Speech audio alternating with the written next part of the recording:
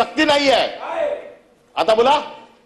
आणि असं म्हटलं की विद्याविहार घाटकोपरची भाषा ही गुजराती आहे। हे काय या म्हणजे तुम्ही भाषिक जागा मुंबईचे तुकडे तुकडे तुकडे करून काही गुजराती, काही मराठी, काही उत्तर भारतीय, काही ख्रिश्चन हे जे काय मुंबईचे तुकडे पाडण्याचं काम राष्ट्रीय स्वयंसेवक संघाचा जो छुपा अजेंडा आहे की मुंबई तोडायची, मुंबई काढून टाकायची आणि मुंबई गुजरातमध्ये घेऊन जायची।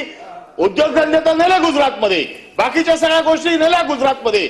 आता मुंबईतल्या तुकड्यांना गुजराती भाषा घाटकोपरची म्हणजे घाटकोपरमध्ये कोण मराठी राहत नाहीत, घाटकोपरमध्ये कोण इतर भाषिक राहत नाहीत, हे कुठलं स्तोम माजवलं जात आहे या मुंबईमध्ये आणि त्याचा साधा कोण निषेध देखील करत नाहीये।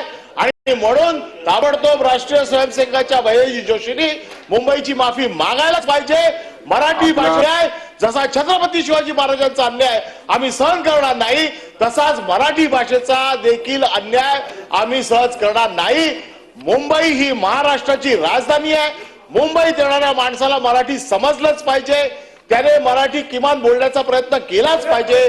परंतु ज्या पद्धतीचं लेबल, ज्या पद्धतीचं केवळ मराठी माणसाला बाजूला थांबवून गुजराती मतं घेण्याचा जो काही प्रयत्न चाललेला आहे, याच्यासाठी जे गुजरातीकरण केलं जात आहे याचा आम्ही तीव्र भाषेत निषेध करतो आणि सरकारने त्याच्यावरती ताबडतोब माफी मागावी आणि मराठी भाषेचा दर्जा, हा जो अभिजात भाषेचा दर्जा दिलाय त्याला कुठेही अनिल परब स्थान लागणार नाही। आणि इतर सर्वांनी दिलेले 289 अन्वये जे प्रस्ताव आहेत त्या प्रस्तावात आपल्याला प्राथमिक सदस्यांना आपण अनिल परब साहेबांना बोलण्याची संधी उपलब्ध करून दिलेली आहे।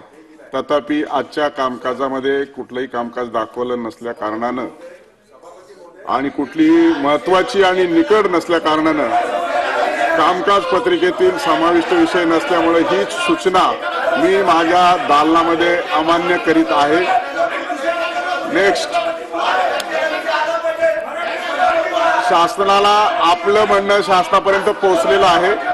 शासनाकडे आपल्या म्हणण्यानुसार प्रस्ताव गेलेला आहे।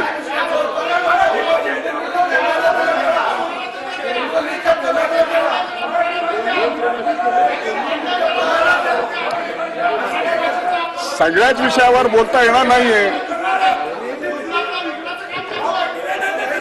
आपण जागेवर बसा।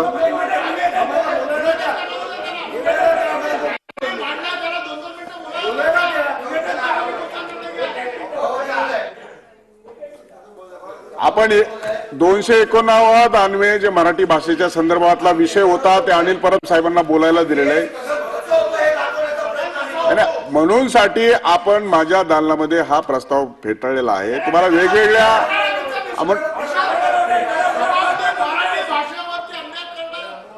तुम्ही दुसऱ्या माध्यमातून उपलब्ध करा ना, आजच्या कार्यक्रम पत्रिकेमध्ये नाही। आणि तो आजची निकड म्हणून साठी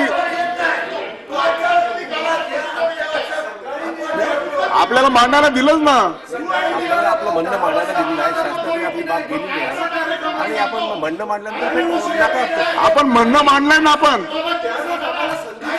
प्रत्येकाला कसं देता येईल, प्रत्येकाला कसं देता येईल एका विषयावर बोलताना?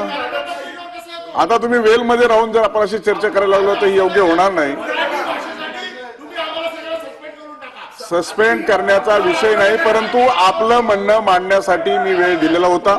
आपण डेव्हलप केलं, आपलं म्हणणं शासनाकडे गेलेलं आहे। आता आपण पुढे जाऊया।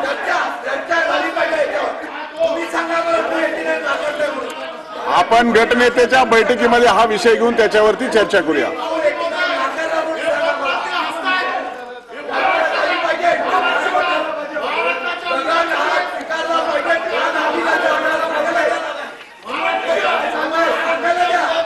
सभागृहाचं कामकाज 10 मिनिटांसाठी स्थगित करीत आहे। तर भैयाजी जोशींनी मुंबईची माफी मागावी अशी मागणी विरोधकांकडून करण्यात आलेली आहे। तर 10 मिनिटांसाठी स्थगित करण्यात आलेलं आहे। विधान परिषदेचं कामकाज हे 10 मिनिटांसाठी स्थगित केलेलं आहे। भैयाजी जोशींच्या वक्तव्यावरून विरोधक आक्रमक झालेले आहेत।